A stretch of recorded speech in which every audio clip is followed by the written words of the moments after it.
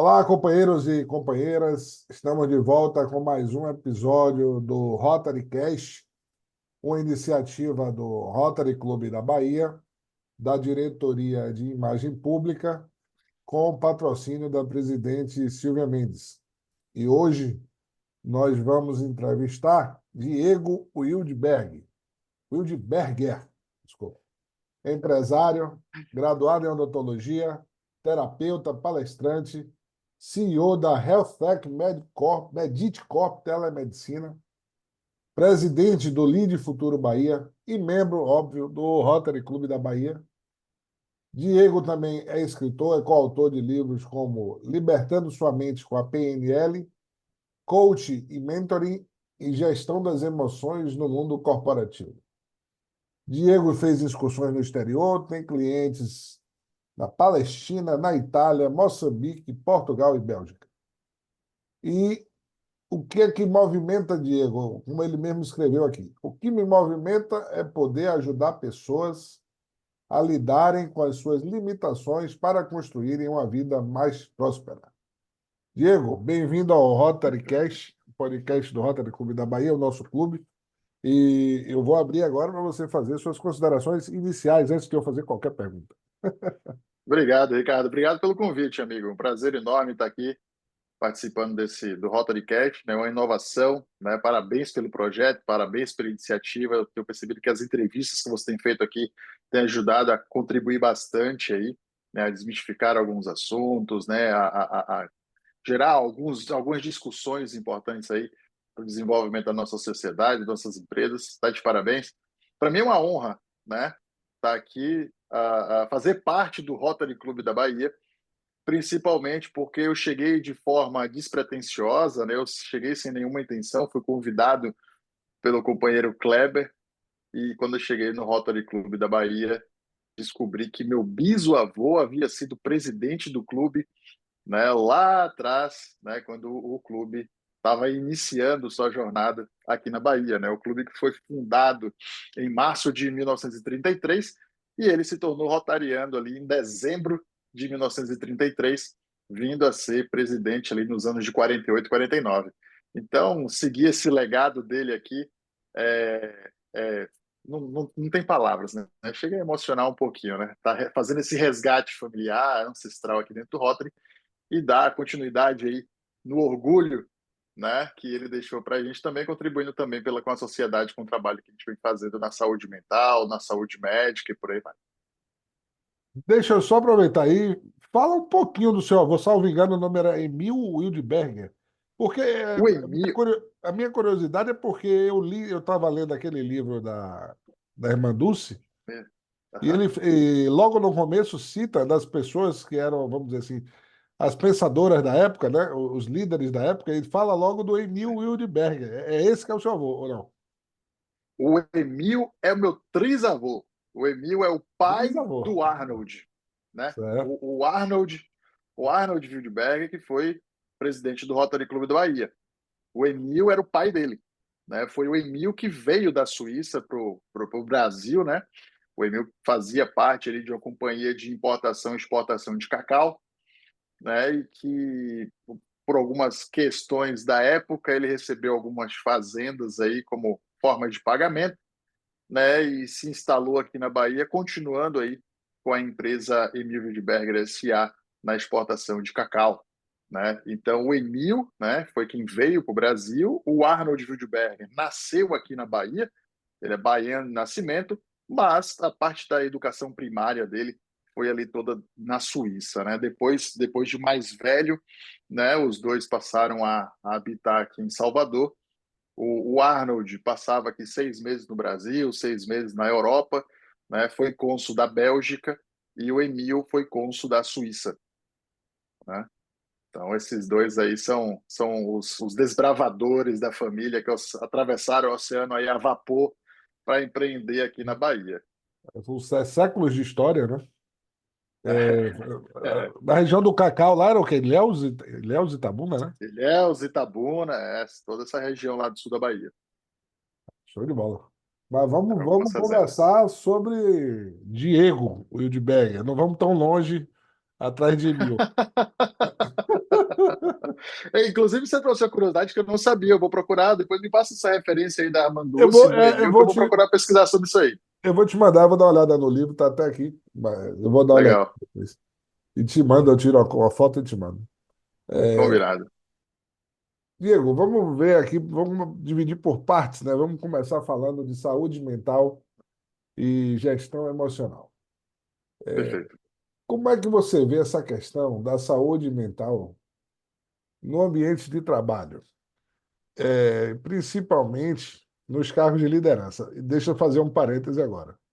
Seu amigo aqui tem uma certa experiência com os chefes tidos como psicopatas, Ok. diretores de empresa, os quais eu trabalhei e realmente não se enquadrariam hoje numa visão muito simplista, não. Os caras eram complicados.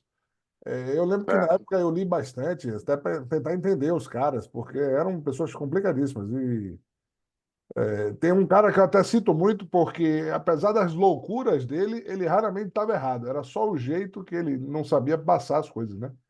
O jeito de se lidar com o outro, né? Com outro ser humano. Mas tudo que esse cara Perfeito. falava, quando você tirava o estresse, o cara estava sempre certo, ele nunca estava errado. Eu sempre avisava isso para os colegas, né?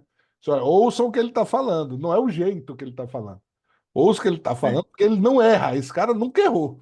Né? Mas, enfim, como é que ficam, né, as empresas com essas lideranças problemáticas? Né? E qual é o impacto disso no ambiente de trabalho, né? É importante, é super interessante essa sua pergunta, e é importante a gente dar uma olhada na história, né? Na história.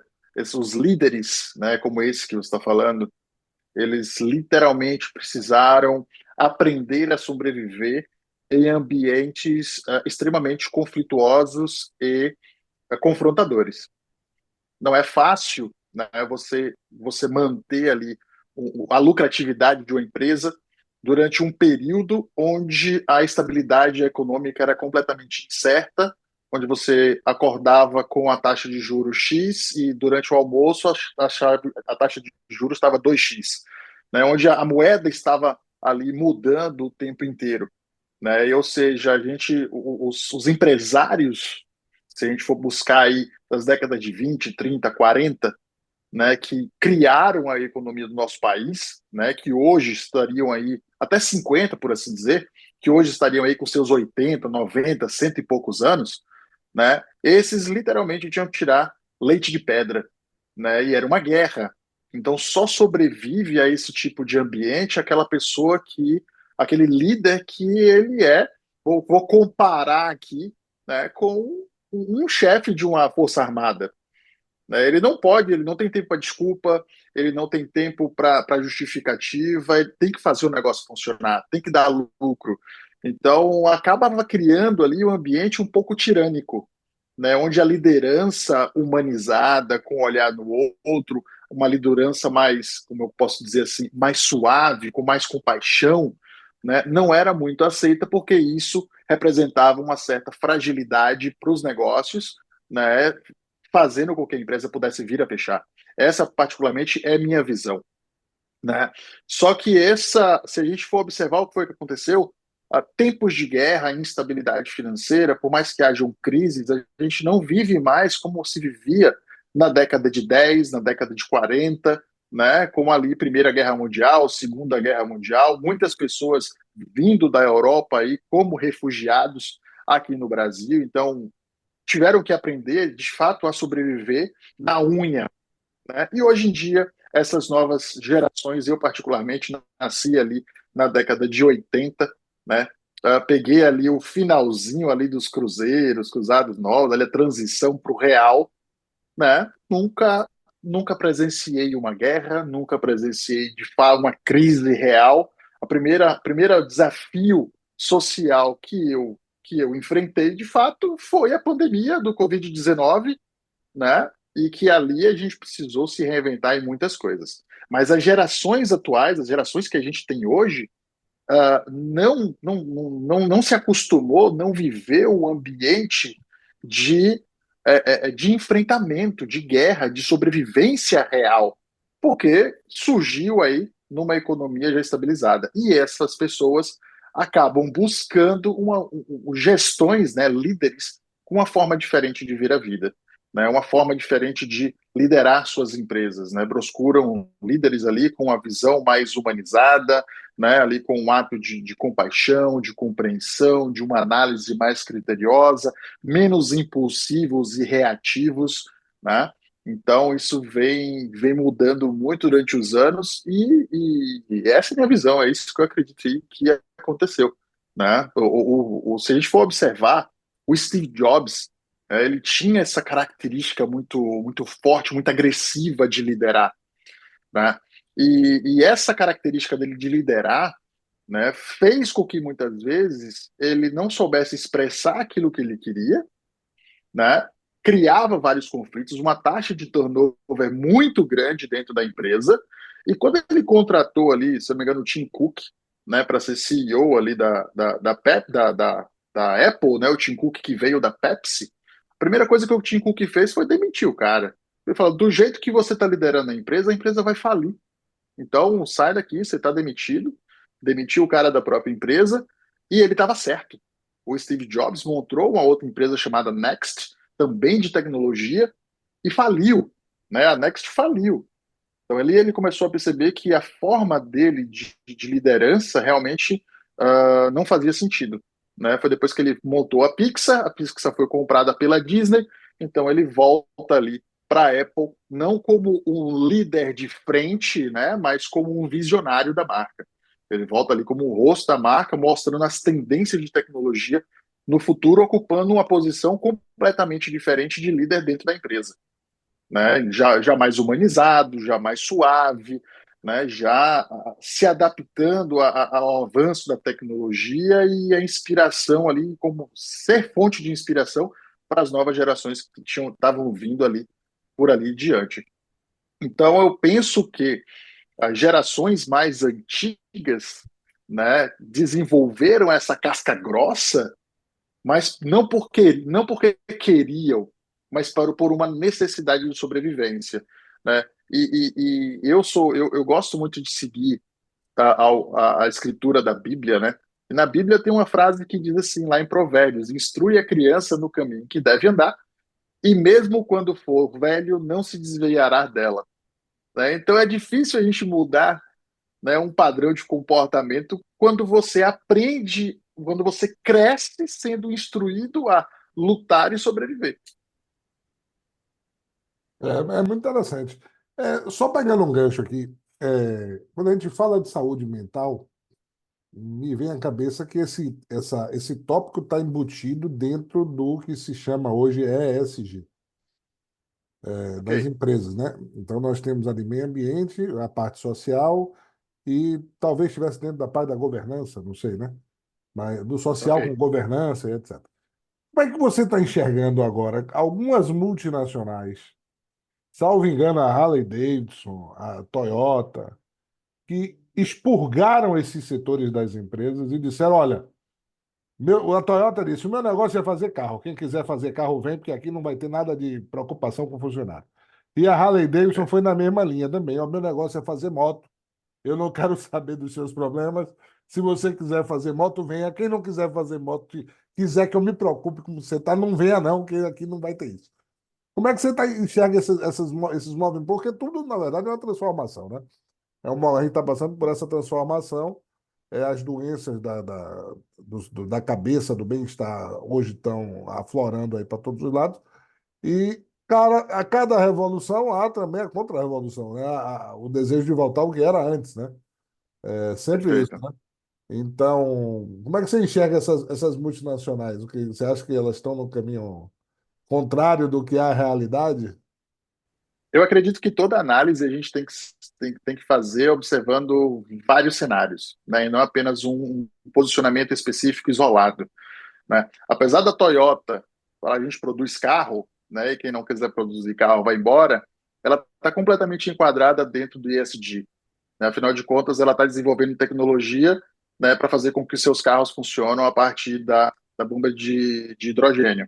Né? Então, são carros que estão funcionando aí de forma bastante sustentável. Né? Isso está ali dentro do ESG. Outra coisa, A Toyota é uma empresa em que seus funcionários, ela tem funcionários de 40 anos trabalhando dentro da fábrica, né? E um funcionário de 40 anos, ele encontra um ambiente respeitoso, ele encontra um ambiente que ajuda ele a crescer, né? Ou seja, é uma empresa completamente enquadrada dentro do ESG.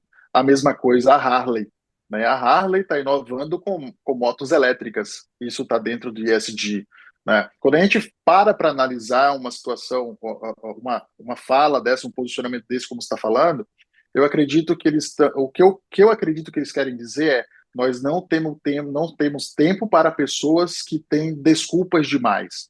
Não temos tempo para pessoas que têm um posicionamento de vítima, né? Um vitimismo muito elevado. Nós estamos aqui para contratar pessoas que realmente queiram fazer a diferença, né? E continuar produzindo com a melhor qualidade aquilo que nós fazemos.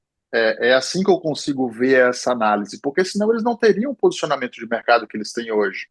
Ah, uma pessoa, uma empresa, que eu percebo, e isso virou polêmica agora na última semana, inclusive, e quando eu digo a última semana, a gente está aqui falando de 29 de novembro de 2024, é o tempo da gravação desse podcast. Na semana passada houve uma polêmica muito grande a respeito do posicionamento da Jaguar, né? A Jaguar é uma empresa fabricante de carros, né, completamente conservadora, né, que tem um posicionamento ali próximo ali da Mercedes, mudou completamente o seu posicionamento de marca e de mercado, exatamente pensando em englobar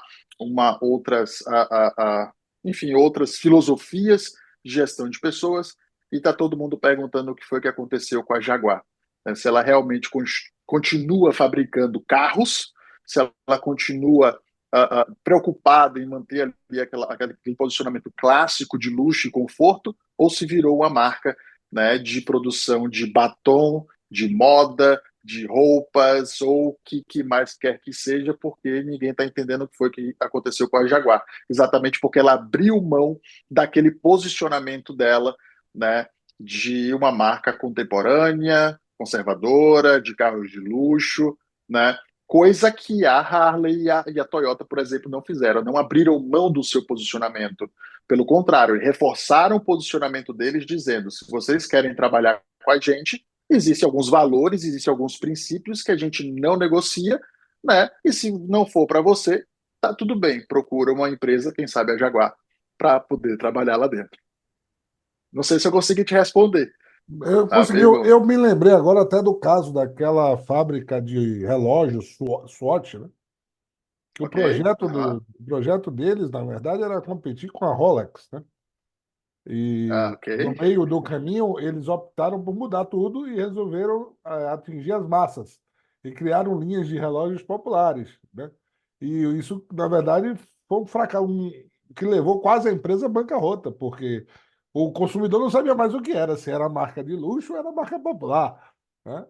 O- Mas aí a gente tem duas, a gente tem uma situação nova, né? Porque no momento que a Swatch busca competir com a Rolex, é no momento que ela surge como marca. Ela não era uma marca consolidada ainda, né? É bem diferente da Jaguar. A Jaguar não Sim, sim, surgiu sim, sim. agora para competir com a Mercedes, né? Ou com a Rolls-Royce ou qualquer outra marca.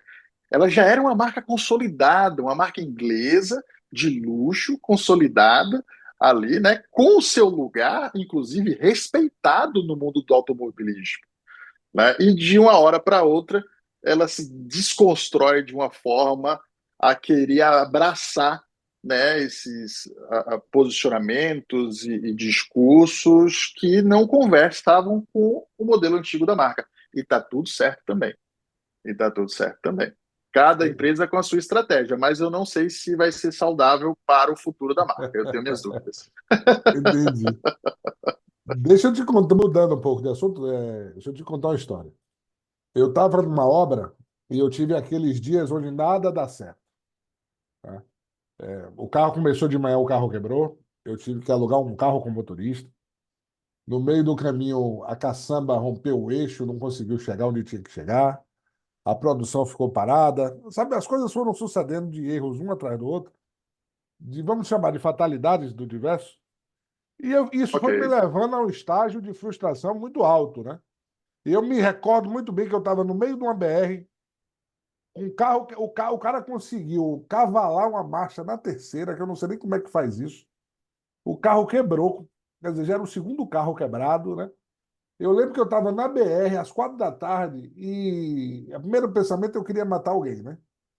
Mas aí depois eu estava assim, eu parei para pensar e lembrei de frases, essas frases motivacionais, diz assim, você faz, né, com o que está acontecendo, né, você dá o valor, você dá o seu peso, né? Você lida do jeito que você acha que tem que lidar. Aí, na mesma hora que eu pensei nisso, o que é que eu disse? O dia acabou, né? São 4 horas da tarde, a obra não vai voltar. O dia encerrou, nós temos agora que manter a calma, né? Dar um jeito de rebocar o carro, dar um jeito de rebocar a caçamba, porque o dia não vai, acabou. E nessa hora me bateu uma tranquilidade muito grande, porque eu disse assim, eu fiquei até feliz, eu disse que eu tinha duas opções, ou explodir, né? E não ia ser bom para ninguém, nem para mim, nem para os funcionários, nem para ninguém, ou fazer o que eu fiz, foi me acalmar e acalmar todo mundo. Esse pessoal, o dia não deu bom hoje, entendeu? Vamos encerrar, vamos acabar, vamos para casa, tomar um banho de água fria, porque amanhã é outro dia. Então a pergunta que eu quero lhe fazer diante dessa minha pequena história é: quais são as estratégias que você utiliza para controlar suas emoções nesses momentos de grande pressão? Porque eu, por exemplo, não tinha muita estratégia, né? Como eu te falei, eu lembrei de uma frase motivacional que diz assim: fique quieto, porque o dia acabou, não adianta mais, né? E isso, na verdade, tem que ser trabalhado na pessoa, né? Como é que a pessoa reage a certas provocações do dia a dia, né? É, é, eu gosto muito de dizer assim, no olho do furacão é difícil a gente agir de forma racional, né? É bastante desafiante no olho do furacão, no meio da confusão ali, a gente parar, né, e conseguir de fato agir de forma racional. A emoção toma conta da gente, o nosso instinto fala mais alto e o que a gente quer, meu irmão, é sobreviver. E aí a gente começa a tratar os outros mal, a gente começa a atropelar as coisas, a gente deixa de agir pela razão para agir pela emoção e isso é um baita de um problema, tá? Como eu falei, eu gosto muito de seguir as escrituras da Bíblia, né? E tem uma única parte em que Jesus age de forma impulsiva, que é quando ele pega um chicote e sai correndo atrás de todo mundo, destruindo um templo, né? Ali, pela primeira vez, eu vejo ele agir com base na emoção, porque de todas as outras vezes ele saía do ambiente para fazer uma coisa que eu gosto de fazer muito, meditação, né? Na hora da confusão, ele se afastava do ambiente, né, para que ele pudesse equalizar as emoções dele, ele entrava em estado meditativo, começava a fazer as orações, conversava com o pai dele e voltava com as respostas que ele precisava, né? Porque, infelizmente, a resposta para os problemas que a gente procura, a gente não consegue encontrar no mesmo ambiente que os problemas foram criados. Então, sempre que a gente tem um problema, é importante a gente sair do ambiente em que gerou aquele problema para a gente poder conseguir enxergar uma solução. Então, desde a prática de meditação até pausas estratégicas no dia a dia, quando eu vejo que eu estou com um dia muito conflituoso, quando eu vejo que eu estou com um dia com muito problema, a gente tem sorte de morar numa cidade que tem praia, né? Então, no meio do expediente, quando a gente consegue, né, para tudo, dá uma caminhada de 10 minutos ali no mar, na orla, no farol da Barra, sabe? Vai dar uma olhada no mar ali, na Cidade Baixa, né? Olhar um pouquinho a Baía de Todos os Santos, 10, 15 minutos não vai atrapalhar em nada a mais o dia, né? Isso já ajuda você a pensar diferente, isso ajuda você a praticar o que eu gosto muito, que é o ócio criativo, né? É exatamente nesses momentos em que a gente consegue dar um descanso para a cabeça que a gente consegue encontrar soluções para os problemas da gente, né? Quem nunca acordou pensando num problema e durante o banho encontrou uma resposta, né? Quem nunca, né, num final de semana, enquanto caminhava numa praia, enquanto lia um livro, né? Eu gosto muito de fumar charuto, né? E ali fumando um charuto vem a resposta para um problema que a gente estava passando. Então, nesses momentos, você fez certíssimo, Ricardo. Falou, ó, não tem mais como resolver esse negócio, vamos dar o dia como encerrado e agora eu vou espairecer. E enquanto você espairece ali, vê as soluções de como que você pode recuperar esse tempo perdido no dia seguinte, né, com mais eficiência, com mais produtividade. Então, esse autocuidado é importante.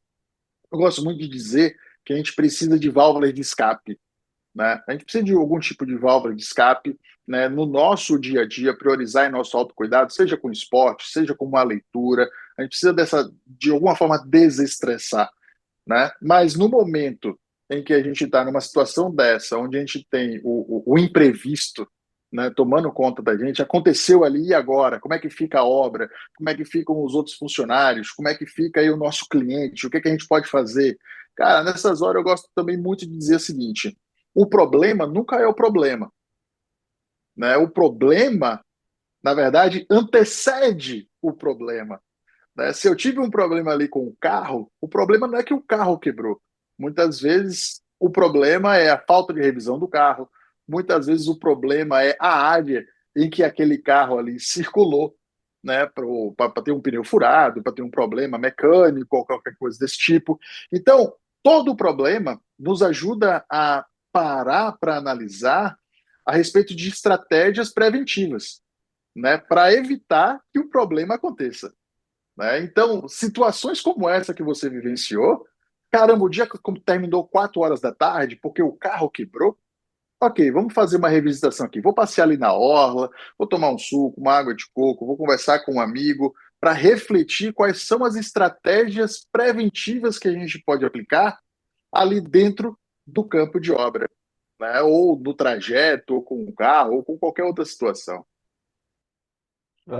Eu me lembrei agora, mudando também de assunto, a conversa está boa, porque eu vou lembrando de várias coisas aqui. Eu me lembrei de uma passagem do Elon Boa, Musk, né? O Elon Musk perfeito. os caras estavam construindo lá o foguete, e aí precisavam de uma peça, né? E tinha um deadline, tinha um prazo, os caras estavam correndo para cumprir o prazo, e aí a peça custava US$ 100.000. E aí chegaram para o Elon Musk e disseram: Olha, o foguete, para a gente fazer o teste, precisa da peça. E a peça custa US$ 100.000, vamos pedir. Aí o Elon Musk parou e disse: Não, ninguém vai pedir nada. Aí o time parou, né? Falou: Como não vai pedir? Então não vai ter, você não vai conseguir cumprir o prazo. Aí ele fez: Olha, eu contratei engenheiros. Eu espero que os engenheiros saibam fazer engenharia. Eu estou dizendo a vocês que eu não vou comprar a peça. Eu não vou pagar US$ 100.000 nessa peça. Eu quero que vocês desenvolvam a peça. É para isso que eu estou pagando vocês. E os caras atrasaram o lançamento do foguete em 2 anos até conseguir construir a peça. E no final do frigir do ovo, lá a peça custou US$ 10.000. A minha pergunta para você, né, é o seguinte: até que ponto é válido isso? Porque eu, do ponto de vista da engenharia, né, quando a gente trabalha com obra, com prazo, tudo apertado, orçamento apertado, tudo é custo-benefício, né? Eu atraso 2 anos no lançamento para ganhar R$ 90.000, mas e o tempo que eu perdi 2 anos para lançar o foguete, né? Eu acho que ele não pensou Boa. nisso. Ele jogou a coisa para cima, né? Não se virem aí, mas ele não parou para pensar, né? Nos impactos que adviriam disso aí. Então, a Depende. pergunta é: como é que Perfeito. você equaliza essas duas coisas? Essa pressão pelo prazo, pelo custo, a pressão do negócio em si, né? Com essas atitudes fora da caixinha. Perfeito. Perfeito. Sensacional a tua pergunta. Isso depende muito do teu posicionamento dentro do negócio, Ricardo. Você pode ver a situação como engenheiro, ou você pode ver a situação como um empresário que desenvolve tecnologia para colonizar Marte. Ele não está preocupado com o lançamento do foguete.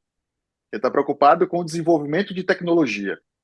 Então, 2 anos de atraso no lançamento do foguete, porque eles não compraram uma peça X, quanto de tecnologia eles precisavam desenvolver para construir essa peça X? É uma peça que, no final das contas, custou 10% do valor que eles gastariam comprando a peça, mas quanto que eles cresceram como empresa, quantos que eles desenvolveram a tecnologia e quanto que que esse desenvolvimento de tecnologia beneficiou também o surgimento e o desenvolvimento das outras startups que ele tem. Porque uma tecnologia que ele acabou desenvolvendo para formar essa peça, com certeza ele utilizou para desenvolver uma série de outras peças para as outras startups dele, para do robô, para Tesla, né, para startup que ele tem de casa, né, que ele tem uma startup de casa dentro de um container. O que o Já Elon vi, Musk já vi. faz, o que o Elon Musk faz, o ecossistema de startup que ele tem, é algo sensacional, porque ele não está focando na startup, ele está focando na colonização de Marte.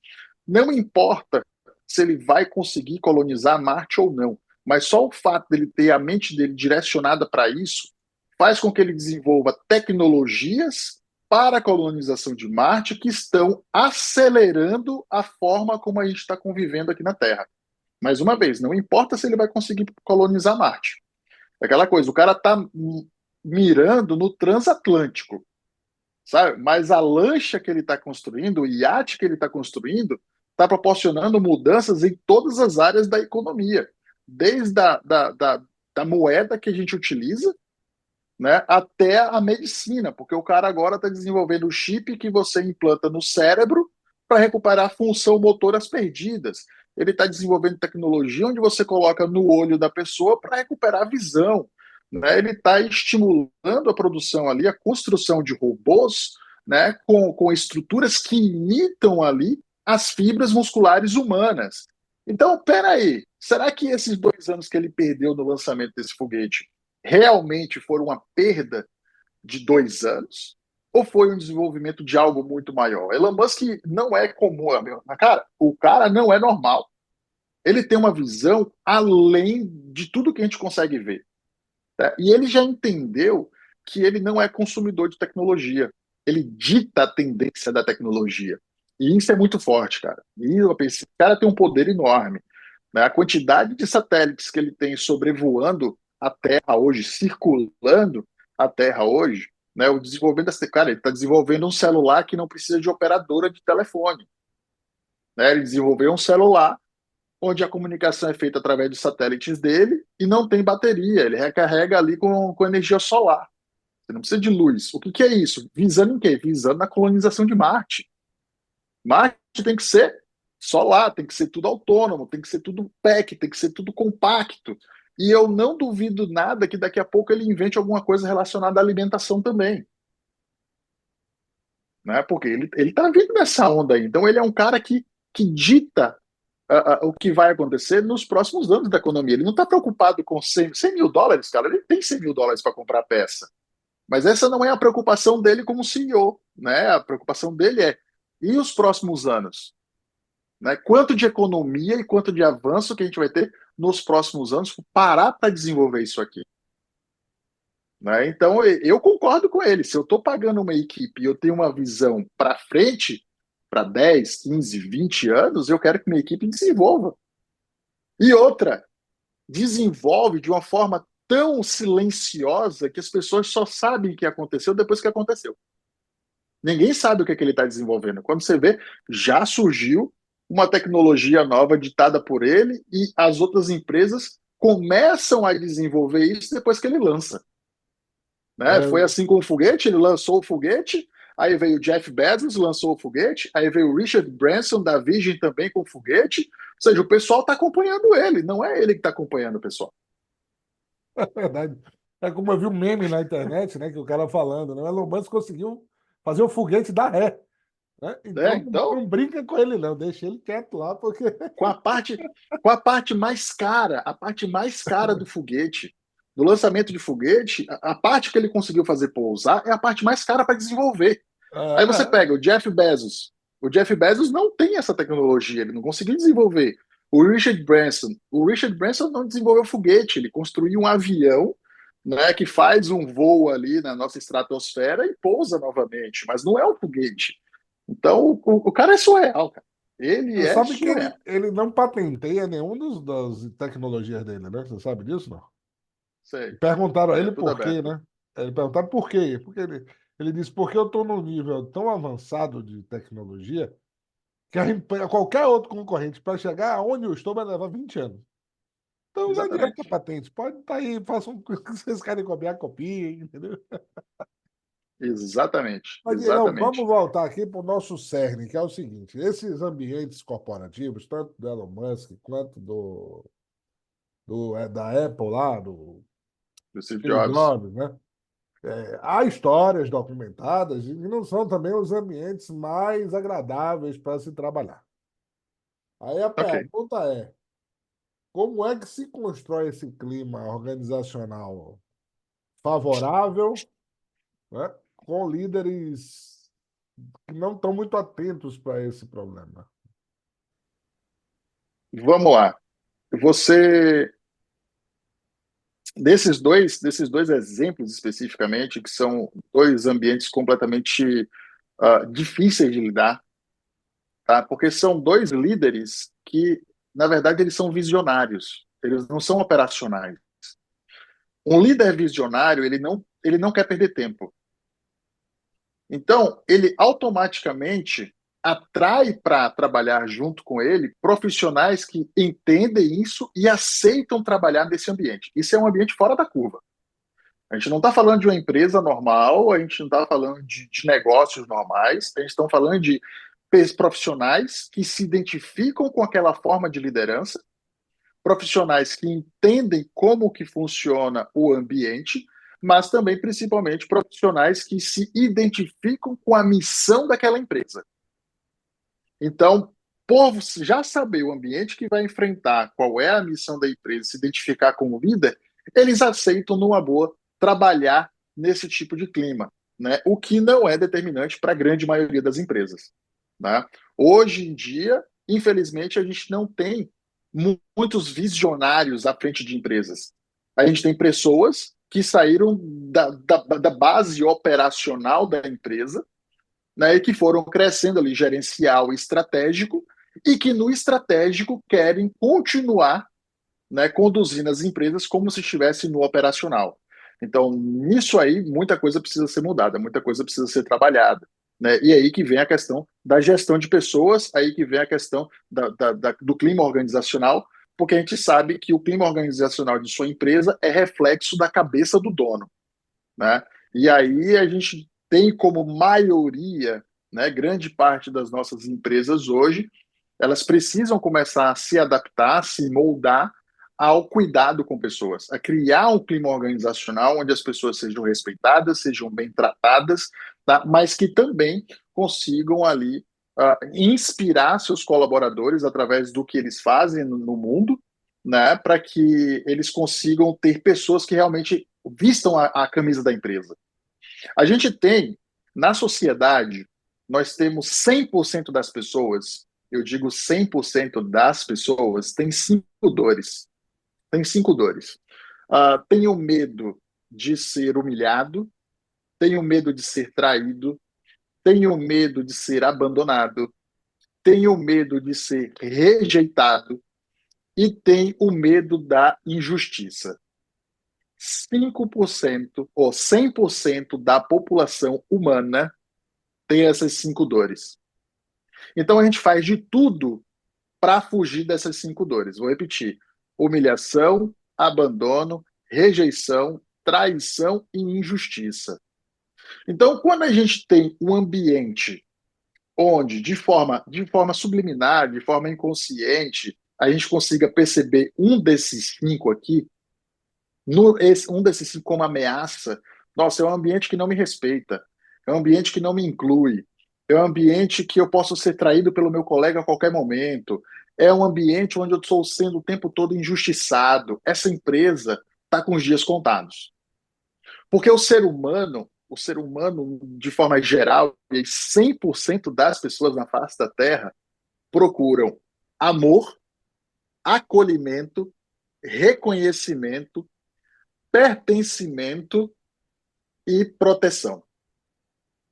Então, se você entrega, vou repetir, amor, acolhimento, reconhecimento, pertencimento e proteção dentro de uma empresa, ninguém vai querer sair de dentro dela. Ou se você pode até atrasar salário, mas se você está entregando essas cinco coisas aqui, o funcionário vai vestir a camisa, ele vai entender qual é a missão da empresa, ele vai entender qual é a função da empresa e ele vai aceitar os desafios que a empresa está passando, porque ele entende que ele faz parte de algo maior. Tá? Então, a gente pode perceber que, exatamente voltando lá para o início da nossa conversa, os tempos mudaram. Né? Hoje, as gerações que estão vindo, né, e eu ouso dizer, as gerações de dos anos 90 para cá, elas estão querendo muito mais ambientes que forneçam esses cinco aqui. Porque são gerações que não tiveram seus pais presentes. São gerações que foram criadas pelos irmãos mais velhos, que foram criados por babás, que foram criados por avós e que cresceram com aquelas cinco feridas muito mais sensíveis do que seus pais, avós e bisavós. Né? Muito mais sensíveis. Então, qualquer ambiente como hoje o do Elon Musk, qualquer ambiente como o do Steve Jobs, lá, o Steve Jobs da década de 70, que eu estou falando aqui, uh, é repelente para esse grupo de pessoas que estão buscando mais isso aqui. E aí se torna um ambiente, não um ambiente qualquer. Né? É um ambiente diferenciado, porque ele, de fato, as pessoas que trabalham lá entendem com quem estão trabalhando e qual é o tipo de clima que vão estar trabalhando e aceitam isso porque muitas vezes gosta